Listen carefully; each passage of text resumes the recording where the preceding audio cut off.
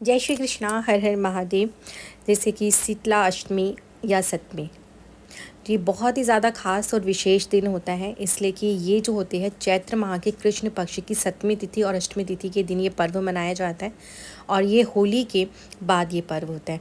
तो होली के बाद पर्व समाप्त नहीं हो जाता, ये बहुत ही ज़्यादा खास और विशेष हो जाता है दिन सप्तमी और अष्टमी का। ये वहीं पे पूजा की जाती है जहाँ पे होलिका दहन की पूजा की जाती है। अब ये विशेष बात यह है कि शीतला अष्टमी का दिन या सप्तमी का दिन बहुत ही ज़्यादा खास और विशेष होता है। इसमें माँ दुर्गा की पूजा अर्चना की जाती है। माँ दुर्गा का ही एक रूप है माता शीतला।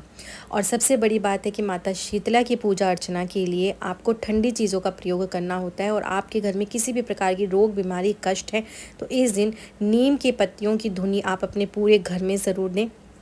नीम की आप टहनी तोड़कर अपने मुख्य दरवाजे पे ज़रूर लगाएं। और इस दिन माँ को हर एक चीज़ ठंडी चीज़ों का भोग लगाया जाता है। आप जानते हैं माँ के हाथ में एक कलश है मिट्टी का, हाथ में झाड़ू है, सूप है। तो ये सारी चीज़ें जो है ना, इस दिन इन चीज़ों की पूजा अर्चना विशेष रूप से की जाती है। तो ऐसा ज़रूर से ज़रूर करें। इसलिए कई लोग जैसे माता शीतला की तो पूजा अर्चना कर लेते हैं, अपने घर में रखे हुए सूप और झाड़ू की पूजा नहीं करते हैं, तो उसकी भी करना बहुत ज़्यादा ज़रूरी होता है। इस दिन आपने मिट्टी के बर्तन में ही माँ को भोग लगाना होता है। और जो बसोड़ा पूजा होता है सप्तमी और अष्टमी, उसे ही बसोड़ा पूजा कहते हैं। इसमें हम एक दिन पहले ही खाना रात्रि में बना लेते हैं और अगले दिन सुबह आप ब्रह्म मुहूर्त में 4 बजे से लेकर 6 बजे तक का जो टाइम है, इसमें आप इसकी पूजा अर्चना करते हैं और माँ को मिट्टी के बर्तन में ही रखकर आप सारी चीज़ें अर्पण करते हैं। और ख़ास और विशेष बात ये होती है कि इसमें जब आप जल अर्पण करें तो मिट्टी का ही कलश ले, उसमें जल भर के रख दें पहले ही रात में, और वो ठंडा हो जाए तब आप इसको अर्पण करें। इस दिन घर में रसोई नहीं बनती, मतलब कि आप कोई भी ताज़ा खाना नहीं बनाते, कोई खाना आपने जो रात का रखा उसे गर्म करके नहीं खाते, मतलब कि चूल्हा इस दिन घर में नहीं जलता है, किसी भी प्रकार की चीज़ें गर्म नहीं की जाती। कोशिश यही होती है पूरे दिन कि आप ठंडा ही भोजन लें और बना हुआ बासी जो रात का है वही भोजन आप ग्रहण करें। और माँ को भी ठंडी चीज़ों का भोग लगाया जाता है। इस तरह से इसका व्रत और पूजन किया जाता है। और जिस घर में किया जाता है वहाँ पे कभी भी रोग बीमारी कष्ट नहीं आते हैं, उनके घर में सुख समृद्धि का वास होता है, उनके घर में किसी भी समस्या नहीं होती। तो इसमें क्या करना होता है, आपको जो गोबर के जो उपले होते हैं उसकी माला बनाई जाती है, आप वो भी ले सकते हैं, नहीं तो आप उपला ही ले लें। और इसमें जो विशेष बात ये है कि आप मिट्टी के छोटी छोटी मटकियाँ लें, उसमें आप दही ज़रूर से ज़रूर रखें। आप लस्सी छाछ भी रख सकते हैं और खीर ज़रूर बनाएं, वो भी आप सब चीज़ें रात में बनाएं। और इस दिन भीगी हुई चने की दाल और गुड़ का भोग माँ को लगाना बिल्कुल भी मत भूलिए। पोए पूरी जो भी चीज़ें आप बनाना चाहते हैं, आपके यहाँ जैसे भी प्रथा हो करने की, आप उस प्रकार से करें, मगर आप रात्रि में ही सारी चीज़ें बनाकर रख लें। अब अगले दिन जो विशेष है, आपको जो मैं कुछ खास विशेष उपाय बताने जा रही हूँ जिनकी गलतियाँ आपने नहीं करनी है।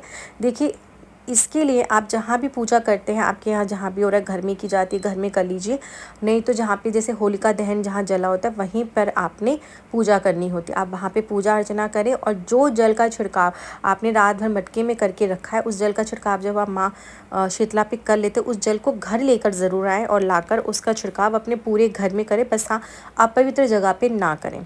इस तरह से करना है। और पूजा के बाद आपने हल्दी का स्वास्तिक अपने मुख्य दरवाजे पे दोनों तरफ ज़रूर बनाना है और घर के परिवार के सभी सदस्यों को आपने हल्दी का तिलक लगाना है।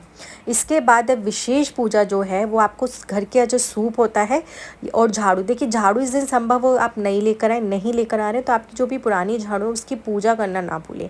अपने घर की उत्तर दिशा में आपने करना क्या है, आप एक झाड़ू, एक लाल रंग का आसन लें, उस पर झाड़ू रखें, उसकी विधि विधान से पूजा अर्चना करें, हल्दी कुमकुम का तिलक लगाएं, उस पर कलावा मूली पुष्प रखें, कलावा बांधें और एक दीपक आप अपने घर में ज़रूर से ज़रूर प्रज्वलित करें। मगर ध्यान रखिएगा जब आप माता शीतला की पूजा अर्चना कर रहे हैं, आपने वहाँ पे किस प्रकार से करना है।